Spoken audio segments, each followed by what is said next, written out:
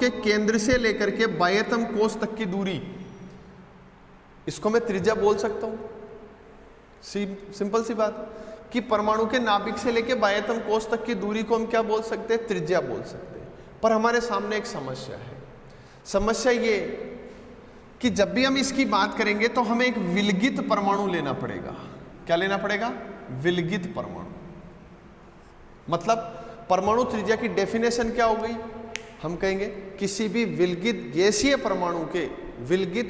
परमाणु के केंद्र से लेकर बाह्यतम कोष तक की दूरी परमाणु की त्रिज्या कहलाती है। तो मतलब हम यहां से यहां तक की दूरी को मेजर कर लें तो हम बता सकते हैं परमाणु की त्रिज्या कितनी है। लेकिन हमारे सामने एक समस्या आ जाती है कि किसी भी विलगित परमाणु का निर्माण करना असंभव है। आसानी से आप किसी विलगित परमाणु का निर्माण नहीं कर सकते, एक बात। दूसरी बात कि जो परमाणु है उस परमाणु में कोई एक निश्चित परिसीमा नहीं है, और निश्चित परिसीमा नहीं है इसका मतलब यहां से यहां तक की दूरी आप काउंट इजीली नहीं कर सकते। तो फिर भाई हम परमाणु की त्रिज्या कैसे ज्ञात करें? तो हमने ये कहा कि आप एक विलगित परमाणु नहीं बनाए, आप इस त्रिज्या का निर्धारण बंधों के आधार पर कर लें। किसके आधार पर करें? बंधों के आधार पर। बंध, दो परमाणुओं के बीच जो बंध बन रहा है, जिस प्रकार का बंध है उस बंध के आधार पर त्रिज्या का निर्धारण किया जाएगा। और हम कहते हैं बंधों के आधार पर त्रिज्या कितने प्रकार की होती है? 4 प्रकार की त्रिज्याएं हम पढ़ेंगे। पहली त्रिज्या सहसंयोजक, दूसरी आयनिक, तीसरी धात्विक और चौथी जो त्रिज्या है वो है वान डेर वाल्स त्रिज्या। अलग अलग प्रकार के परमाणुओं में अलग अलग प्रकृति के बंध पाए जाते हैं। अलग अलग प्रकार के बंध होने के कारण त्रिज्याएं भी क्या हो सकती है? अलग अलग प्रकार की हो सकती है। Okay, done. सबको बात समझ में आ गई कि जब भी त्रिज्या का निर्धारण करना हो तो हमेशा किसके आधार पर करोगे? बंधों के आधार पर। और बंध के आधार पर त्रिज्याएं 4 प्रकार की है। पहला प्रकार सहसंयोजक त्रिज्या। सहसंयोजक त्रिज्या, इसको CR कोवेलेंट रेडियस बोलेंगे, CR से रिप्रेजेंट करते हैं। देखिए सहसंयोजक त्रिज्या क्या है? तो हमने कहा ये कोई एक परमाणु, ये कोई दूसरा परमाणु और इनके बीच साझे से एक बंध बना था, इसलिए मैंने इनको ऐसे लिख दिया। इसके केंद्र से लेके इसके केंद्र तक ये जो दूरी है, इस दूरी को मैंने बोला D। इसको क्या बोला? D। D मतलब है अंतरानाभिकीय दूरी। अंतरानाभिकीय दूरी। और ये जो D है, इस D को अगर मैं आधा कर दूं, इसका हाफ कर दूं, तो क्या मुझे त्रिज्या मिल जाएगी क्या? तो परिभाषा क्या बनी?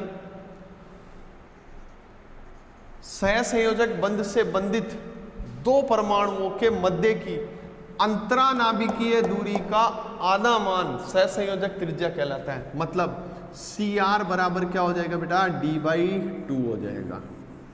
क्लियर? ये जो सहसंयोजक त्रिज्या है ये मुख्य रूप से अधातुओं की विशेषता है। अधातुओं की विशेषता है। किसकी विशेषता है? अधातु। और देखो कल हम क्लासिफिकेशन पढ़ रहे थे, उसमें मैंने आपको बोला था P खंड के तत्व सहसंयोजक यौगिक बनाते हैं, क्योंकि अधातु कहाँ पाई जाती है? केवल P खंड में पाई जाती है। S खंड, D खंड, F खंड में कोई अधातु तत्व नहीं है। इसका मतलब सहसंयोजक त्रिज्या मुख्य रूप से किसकी विशेषता है? अधातुओं की विशेषता है। और जितने भी सहसंयोजक यौगिक हैं उनमें परमाणुओं का क्या होता है? साझा होता है। और उस साझे के आधार पर हम ये बोलते हैं कि ये जो दूरी है ये सामान्य दूरी की तुलना में, जैसे हमने कहा ये एक नाभिक से लेके बाह्यतम कोष तक की दूरी, ये नाभिक से बाह्यतम कोष तक की दूरी है। अब हमने कहा जब परमाणुओं के बीच साझा होगा तो ये दूरी एक दूसरे को ओवरलैप करेगी। तो ये जो अंतरानाभिकीय दूरी है इसके मान में क्या आएगी? कमी आएगी। तो कमी आने के कारण अन्य परमाणुओं की तुलना में जो सहसंयोजक बंध बनाने वाले परमाणु हैं, या ये जो सहसंयोजक बंध के कारण अंतरानाभिकीय दूरी बन रही है, इसका मान अन्य परमाणुओं के बीच बने बंधों की तुलना में क्या होगा? कम होगा। इसलिए मैं क्या बोल सकता हूं कि ये जो त्रिज्या है सहसंयोजक त्रिज्या CR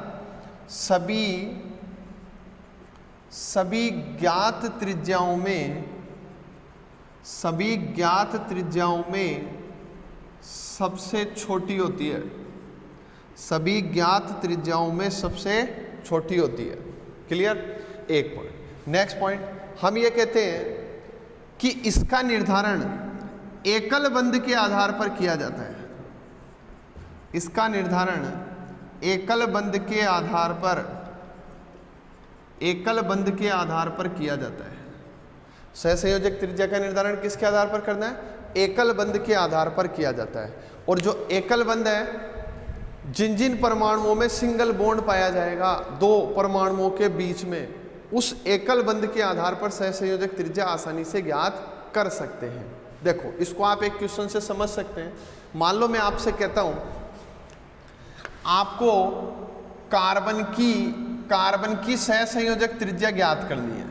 कार्बन की सहसंयोजक त्रिज्या आपको ज्ञात करनी है, तो आप कार्बन की सहसंयोजक त्रिज्या कैसे ज्ञात करोगे?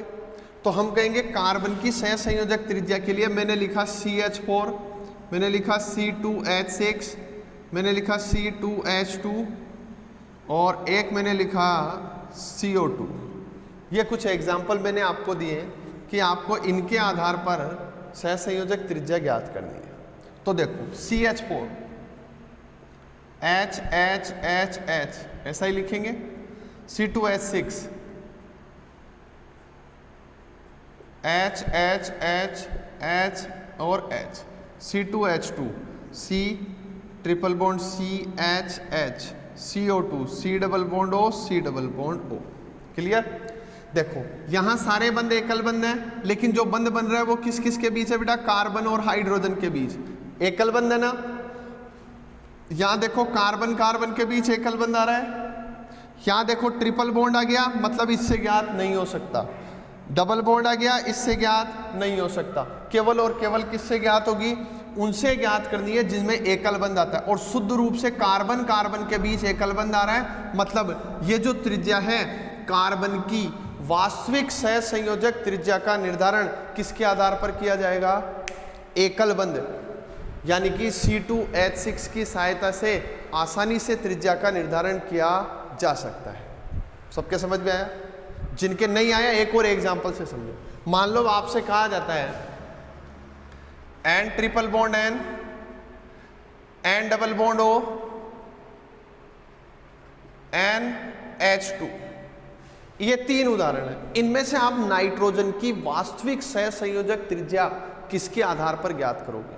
तो हम कहेंगे उसके आधार पर होगी जिसमें एकल बंद आए। किस किस के बीच? नाइट्रोजन नाइट्रोजन के बीच आ रहा हो।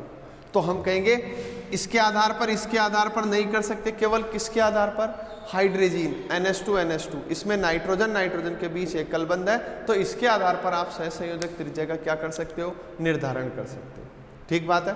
चलिए, इसके बाद हम आगे बात करेंगे आयनिक त्रिज्या की।